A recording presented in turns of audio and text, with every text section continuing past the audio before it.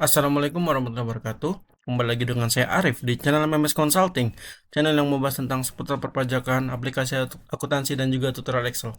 Nah, hari ini saya akan mungkin sedikit berbagi ya buat teman-teman yang ingin membuat kontrak ataupun perjanjian tertulis ya. Di sana dalam hal bisnis itu udah biasa ya untuk membuat perjanjian ataupun kontrak sebagai dasar hukum supaya salah satu pihak yang bersepakat itu tidak one prestasi ya teman-teman ya. Nah, lalu ternyata di peraturan pajak pertambahan nilai itu mengatur nih teman-teman tentang informasi apa aja yang harus ada di perjanjian tertulis ataupun kontrak tersebut supaya transaksi itu jelas ya untuk siapa penjualnya, siapa pembelinya, dan tentunya menghindari dispute antara wajib pajak dengan eh, Direktorat Jenderal Pajak atau KPP gitu ya. Nah, sebagaimana kita tahu bahwa memang yang namanya pajak itu selain materialnya, tentunya formula juga harus dipenuhi ya teman-teman ya. Nah, lalu apa sih yang diatur oleh KPP ataupun DJP terkait dengan peraturan informasi apa saja yang harus terdapat di nilai kontrak tersebut? Oke. Nah, ini diaturnya di Peraturan Pajak Nomor 44 Tahun 2022 ya, teman-teman ya. Jadi, ini harus diperhatikan benar nih ketika teman-teman dalam bisnisnya itu akan melakukan perjanjian ataupun kontrak tertulis gitu ya, teman-teman ya. Adapun informasinya yang harus tertulis itu ada di pasal 18 ya. Nah, ini yang pertama ada nilai kontrak. Oke. Lalu selanjutnya ada dasar pengenaan pajak. Oke, dan besarnya pajak pertambahan nilai atau pajak pertambahan nilai dan pajak penjualan atas barang mewah yang terutang gitu. Karena kenapa memang di sini ada nilai kontrak lalu harus ada dasar pengenaan pajak? Karena nggak pasti nilai kontrak itu merupakan dasar pengenaan pajak ya teman-teman ya. Bisa jadi nilai kontrak itu udah termasuk nilai PPN gitu. Nah, itu kan juga ada peraturan yang mengatur gitu ya. Sehingga yang nilai kontrak itu tidak sama dengan dasar pengenaan pajak gitu. Makanya harus dirinci tuh nilai kontraknya dengan dasar pengenaan pajak itu berapa gitu. Nah, setelah dapat dasar pengenaan pajak kan otomatis kita bisa menghitung nih besarnya PPN yang dipungut itu berapa. Nanti kan bisa dicek tarifnya itu berapa karena kan pajak itu PPN itu beberapa tarifnya itu variatif ya teman-teman ya.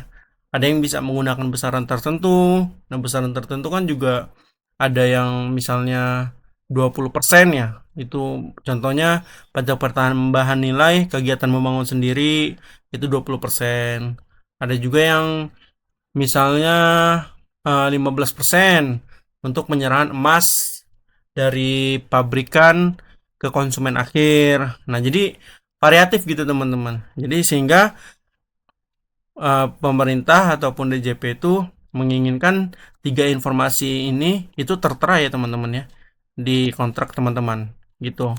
Nah, ini hal yang paling penting selanjutnya nih teman-teman ya.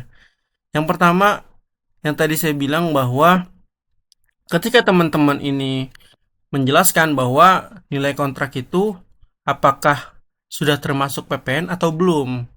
Nah, di sini di pasal 18 ayat 2 itu menjelaskan dalam hal nilai kontrak atau perjanjian sebagaimana dimaksud pada ayat 1 huruf A sudah termasuk pajak pertambahan nilai atau pajak pertambahan nilai dan pajak penjualan atas barang mewah dalam kontrak atau perjanjian tertulis harus disebutkan nilai kontrak atau perjanjian tertulis tersebut termasuk termasuk pajak pertambahan nilai atau pajak pertambahan nilai dan pajak penjualan atas barang mewah.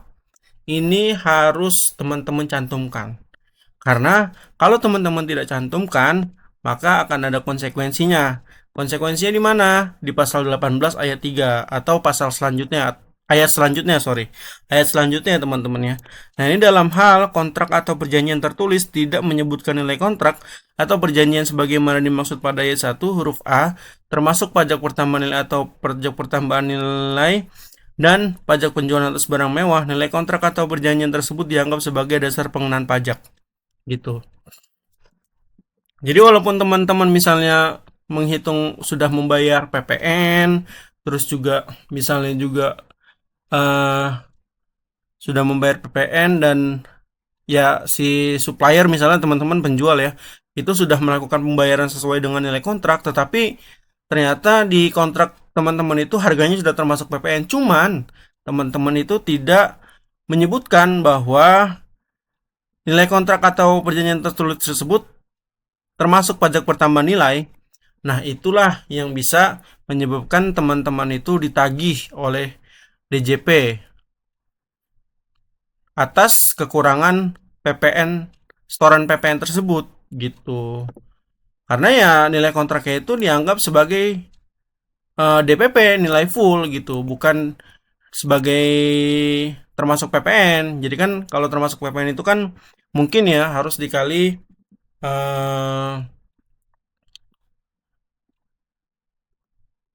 ya mungkin untuk dapat DPP itu kan harus dibagi 1,1 ya teman-teman ya. Supaya dapat DPP-nya gitu ya teman-teman. Oke, mungkin itu saja teman-teman ulasan dari saya. Kalau misalnya ada pertanyaan boleh tulis di kolom komentar ya teman-teman. Jangan lupa like, komen, dan subscribe supaya channel ini terus bisa memberikan manfaat kepada teman-teman semua. Kurang lebihnya mohon maaf. Wassalamualaikum warahmatullahi wabarakatuh.